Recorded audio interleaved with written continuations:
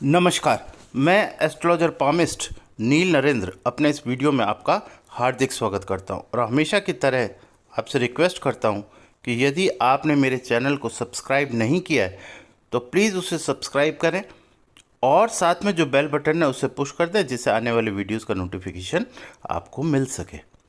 देखिए, आज का जो वीडियो का कंटेंट है, ये वीडियो का कंटेंट जो है वो मेरे कल के वीडियो पर आधारित है।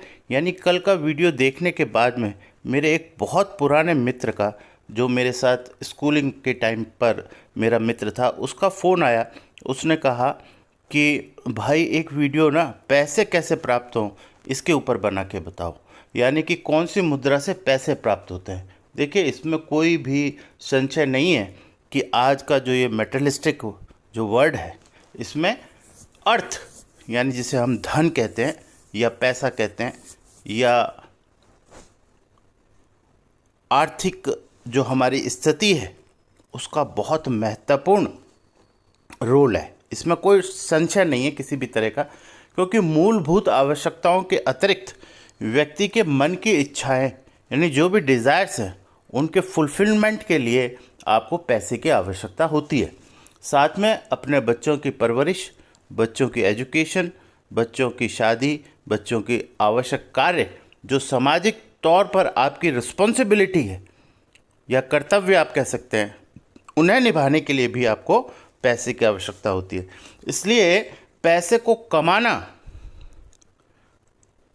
किसी भी दृष्टिकोण से गलत नहीं है, लेकिन गलत तरीके से पैसे को कमाना निश्चित तौर पर आध्यात्मिक और सामाजिक दोनों ही दृष्टिकोण से गलत है। अगर आप खूब धन कमाना चाहते हैं तो आप सही मार्ग को चुनते हुए यदि आप खूब धन की कामना भी करते हैं तो ये भी गलत नहीं है। तो निश्चित तौर पर ऐसी स्थिति के अंदर कोई ऐसा हमारे पास कोई साधन हो जिसकी को इस्तेमाल करके हम धन की प्राप्ति अपने मन के अनुसार कर सकें तो हमारे लिए तो बहुत ही अच्छा हो जाएगा। यानी कि ऐसा कोई साधन जिसे करने से बहुत सरल तरीके से हमारे को सही मार्ग को अपनाते हुए धन की प्राप्ति हो जाए और हमारी इच्छाओं की पूर्ति हो जाए, तो निश्चित तौर पर ये एक बहुत अच्छी बात होगी। इसी बात को ध्यान में रख के मैंने इस वीडियो को बनाने का प्रयास किया है। देखिए, इसमें जब हमने कल का वीडियो बनाया था तो बात हस्त मुद्रा की चली। जैसा कि मैंने आपको बताया था कि आयुर्वेद में किसी भी सफलता को प्राप्त करने का सबसे आसान तरीका जो है वो हस्त मुद्राओं को इस्तेमाल करके सफलता की प्राप्ति करना है। कल हमने जो मुद्रा का विवरण इससे पिछले वीडियो में दिया था वो आपको एक यूनिवर्सल जो डिवाइन की जो यूनिवर्सल एनर्जी है, जो कि व्यक्ति को बहुत ज़्यादा व्यक्ति के लाइफ में चेंज करती है, उससे जुड़ने का यानी उसे प्राप्त करने का एक तरीका था। आज की ये जो वीडियो है इसमें जो मुद्रा है उसे हम कहते हैं कुबेर की मुद्रा, कुबेर मुद्रा। कुबेर का मतलब आप जानते हैं कि कुबेर वो धन होता है जो कभी समाप्त नहीं होता। देखिए, धन दो तरीके के होते हैं, एक तो प्राप्त होता है आपको लक्ष्मी से और एक प्राप्त होता है आपको कुबेर से। लक्ष्मी का जो धन है वो कभी भी ज़्यादा देर तक स्थायी रूप से एक जगह पर टिकता नहीं है। इस बात को आप समझिए, बहुत ध्यान से समझने वाली बात है। लक्ष्मी द्वारा प्राप्त धन का संचय कर पाना हर व्यक्ति के लिए संभव नहीं है, लेकिन कुबेर के द्वारा प्राप्त धन, अगर कुबेर का धन आपको यानी कुबेर से यानी जो धन के देवता जिन्हें माना हमने, उनसे जो हमें धन प्राप्त होता है वो धन बहुत स्थायी होता है। यानी अगर कुबेर देवता की मेहरबानी आप पर हो जाए तो आपको जो धन प्राप्त होता है वो बहुत समय तक आपके साथ रहता है, यानी कि वो परमानेंट होता है एक तरीके से। या ये समझ लीजिए कि आपके साथ और धन का और आपका जो साथ है वो कभी छूटता नहीं है। ये खास बात है कुबेर के धन में और लक्ष्मी के धन में। अब देखिए, कुबेर के द्वारा धन प्राप्त करने के लिए हस्त मुद्राओं में कुबेर मुद्रा का इस्तेमाल होता है। कुबेर मुद्रा जो है उसमें क्या करते हैं हम, हमारी जो लिटिल फिंगर है और उसके पास में जो रिंग फिंगर है उसको हम अंगूठे के रूट यानी जड़ पर स्थित कर देते हैं। उसके बाद आपकी रिमेनिंग रह गई 2 फिंगर्स, उसमें एक हुई आपकी मिडिल फिंगर और एक हुई आपकी इंडेक्स फिंगर।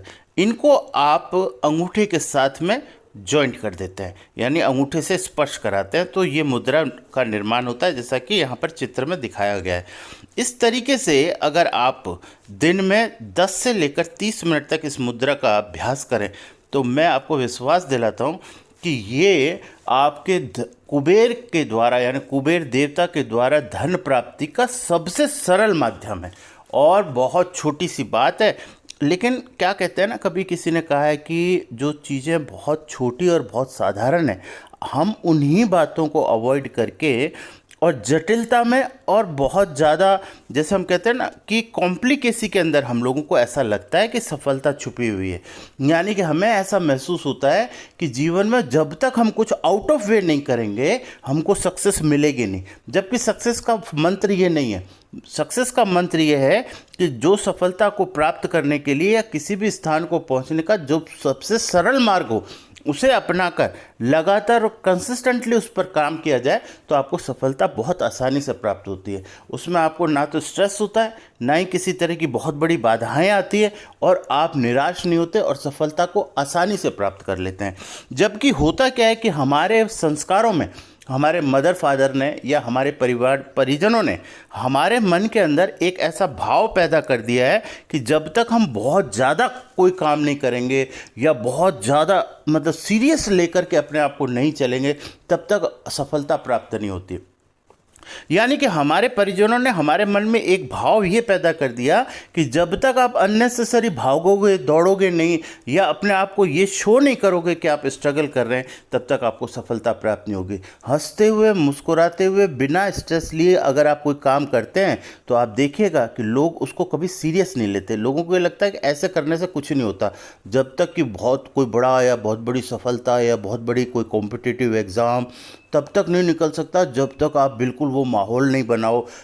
ये चीज़ गलत है, बेसिकली ये चीज़ गलत है।